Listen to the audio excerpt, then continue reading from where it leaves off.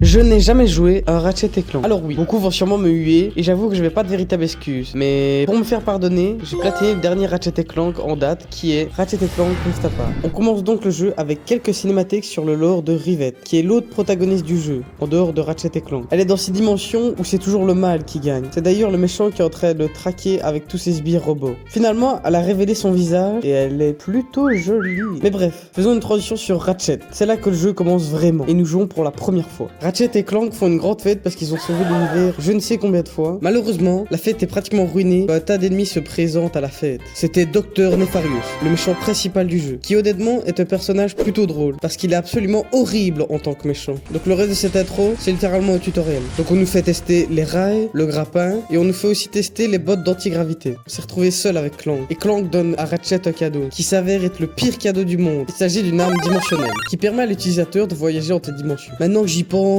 peut-être que c'est pas le pire cadeau, moi. Le pistolet est super puissant, mais le docteur Nefarious se monte pour le voler. On a donc un combat de boss géant avec lui. Mais c'est là que tout chamboule et qu'on est lancé à travers de nombreuses dimensions différentes. Cela se produit jusqu'à que nous heurtions la même planète que Rivette. Et le pistolet de dimension explose également et provoque beaucoup de problèmes dans le monde des failles. Aussi, Ratchet a été envoyé quelque part complètement à l'opposé de Clank. Et que Clank est donc tombé sur Rivette, prend Clank pour elle-même. On a donc obtenu notre premier trophée loin des yeux. Et nous devons maintenant jouer en tant que Ratchet et commencer à découvrir le monde qui nous entoure. Et ce qui est vraiment bien parce que les cartes sont vraiment faciles à comprendre et on peut vraiment dire où on est, contrairement à d'autres jeux. Néanmoins, il y a une brèche juste à côté de moi et je rentre donc dedans, ce qui me donne quelques trophées. J'ai aussi sauté sur ce ballon gonflable à quelques reprises et j'ai eu un autre trophée. Et juste avant d'en sortir, j'ai obtenu un bout d'armure qui m'a permis d'avoir encore un autre trophée. Et puis tant que j'y étais, j'allais refaire ma garde-robe, qui m'a permis d'avoir un nouveau trophée. Quelques temps après, j'ai eu le premier collectif du jeu, qui est un robot espion. J'ai donc continué l'objectif principal du jeu, qui était de se diriger vers le club de la ville, et qui était de trouver un informateur rebelle. Nous avons justement trouvé notre gain. Mais juste au moment où nous l'avons fait, un tas d'ennemis sont venus pour nous faire sortir, parce que être furie est illégal dans cet univers. J'ai donc poursuivi le rebelle, et pendant que je poursuivais, on a eu quelques combats. Mais les combats dans ce jeu peuvent être des fois très faciles, mais leur gameplay sont très intéressants. Quoi qu'il en soit, on a donc rattrapé le rebelle, et il nous a touché de manière très bizarre, ce qui est un peu mauvais. Mais il nous a permis d'avoir une nouvelle compétence qui nous permet de passer à travers certains types de murs. Nous avons ensuite fait un petit voyage avec notre ami rebelle et avons tué un bon nombre d'espèces de robots. Finalement, il a plongé sur nous et nous a laissés seuls pendant quelques instants. Et après cela, j'ai été sauté dessus par un énorme boss, ce qui nous a emmenés à travers l'espace et le temps. Et je l'ai défoncé. Le prochain objectif de Ratchet était d'aller affronter Nefarious. Nous étions sur le point de lui fracasser la tête, mais on avait été distrait par une vidéo incroyable. Sauf qu'à cause de cette vidéo, on s'est fait cramer. Mais après avoir recentré nos efforts, il a frappé la tête de Nefarious si fort que je pense qu'il a dû perdre quelques chromosomes. Ratchet a donc couru jusqu'au vaisseau le plus proche et s'est échappé avec l'un des vaisseaux de Nefarious.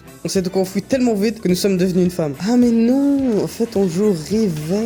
Et c'est un peu comme ça que le jeu nous permet de changer de personnage. Chacun a des planètes où ils sont les seuls à pouvoir aller. Bon, j'avoue que c'est un peu raciste, mais on va réélire. La planète où nous sommes est la planète où Rivette réside, où elle était en train de proposer son aide à ses amis, qui sont des aides que je déteste. On avait besoin d'eux pour réparer notre vaisseau. On devait donc réparer la faille avant de pouvoir nous en aller. Mais seul Clank en était capable. On a donc fait des mini-jeux et quelques puzzles, et cela a été réglé très rapidement. Ils sont plutôt simples au début, mais plus je vais avancer, plus cela va devenir compliqué. Et après avoir fermé la faille, on obtient donc le trophée mécanique quantique.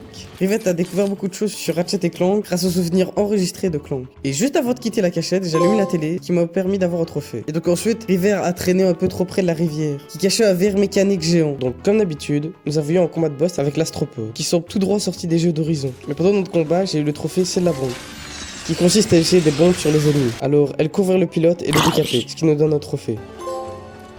Rivette et Clank sont ensuite allés sur une autre planète, et l'objectif était de chercher Zerky dans le pub gastronomique. Pendant ce temps, Rivette se faisait draguer par ce pirate, et l'a également mis au défi de se battre. Et pendant que je m'occupais de son équipage, j'ai eu le trophée d'une pierre deux coups, qui consiste à utiliser le ricocheur, qui est l'arme que je suis en train d'utiliser actuellement. Et j'ai donc obtenu un trophée après les avoir battus.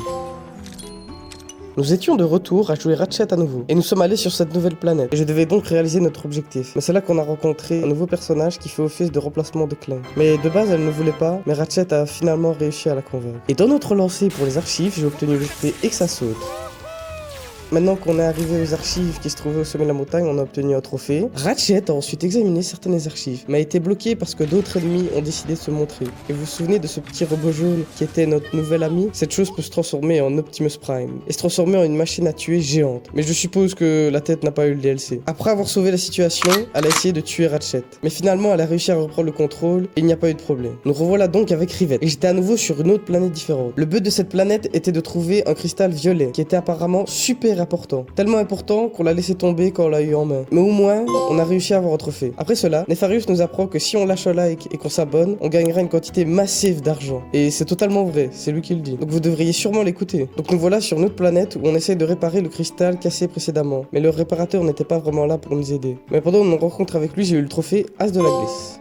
Mais Clank arrive à convaincre le réparateur, qui est le robot géant qu'on évite depuis tantôt. Et il le répare simplement avec un laser. Il a donc fixé notre cristal pour nous et on a donc obtenu un trophée.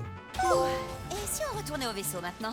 Avec Ratchet, on est donc allé sur une planète qui possède une forge, à laquelle nous devons accéder pour pouvoir forger le dimensionnateur. Après y être arrivé, j'ai tué quelques petits ennemis, ce qui m'a permis d'avoir un trophée. En gros, cette planète entière se composait juste de nous qui voyageaient en dimension. Il y avait quelques puzzles par-ci par-là, et une très bonne ambiance. Mais à la fin, on a combattu un tas d'ennemis avec l'aide de ces deux créatures géantes, qui alimentaient au fait la forge. Ils nous ont donc aidés, et nous avons ensuite alimenté la forge. Et récupéré le dimensionnateur, encore une fois. Et on a donc obtenu un trophée. Ensuite, toute la bande était finalement réunie, et nous avons eu une réunion super bizarre, je dirais même un peu gênant. C'était exactement moi avec les meufs au collège. Mais il a été sauvé parce que quelques instants plus tard, Dr Nefarious est revenu pour nous reprendre le dimensionnateur.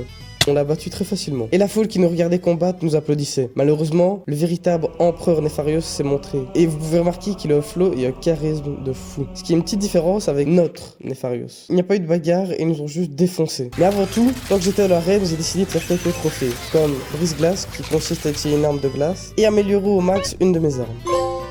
On continue l'histoire principale avec Ratchet. Mais la mission de Ratchet était de trouver ce capitaine et de l'avertir que Nefarious venait après lui. Et en parlant du loup, il est juste là quand nous arrivons. Nous avons également été attaqués par un groupe d'ennemis. Et on s'est évidemment débarrassé d'eux. Mais l'empereur Nefarious s'est montré au dernier moment et a fait couler le vaisseau dans une faille. Heureusement, le capitaine nous a jetés comme un ballon de foot. Et grâce à ça, on a pu être sauvés. Et on a donc obtenu un autre trophée.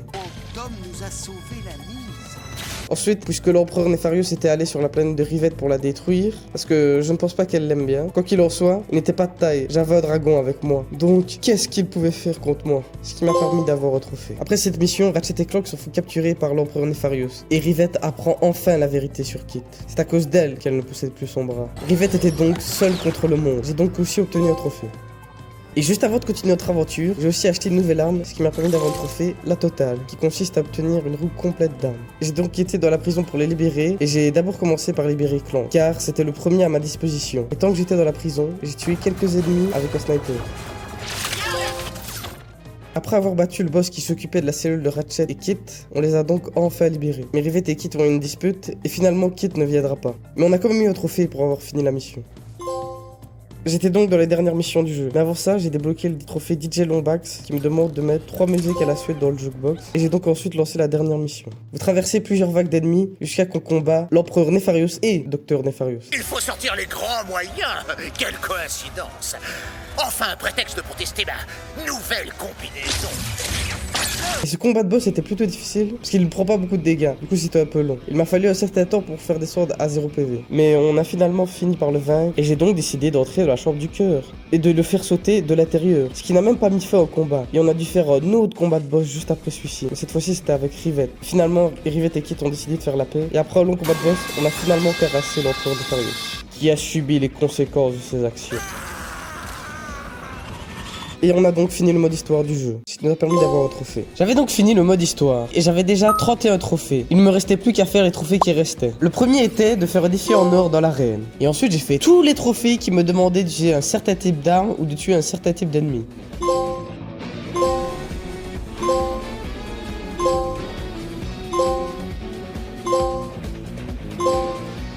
Il y a juste eu ce défi qui était un peu compliqué, car il me demandait de renvoyer les balles sur les ennemis. Et j'ai donc aussi fait les missions secondaires, comme celle-ci qui me demande de protéger cette pompe. Et j'ai aussi donné un coup dans ce cristaux, ce qui m'a permis d'avoir un trophée. J'ai aussi débloqué cette arme que l'on obtient après avoir obtenu 10 robots espions, ce qui nous donne le trophée, ça va faire mal. Et juste après avoir testé ma nouvelle arme, il ne me restait plus que les collectibles à aller rechercher, comme les oursons ou les boulons en or.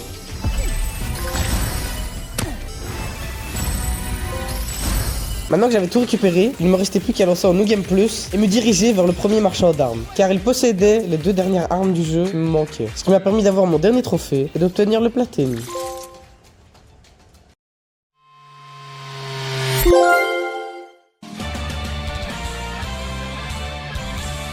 On a donc enfin obtenu le platine. J'espère que cette vidéo vous a plu. Si vous avez des jeux à platiner à me conseiller, n'hésitez pas à me le dire en commentaire. Et merci d'avoir regardé cette vidéo et on se retrouve pour notre prochain platine.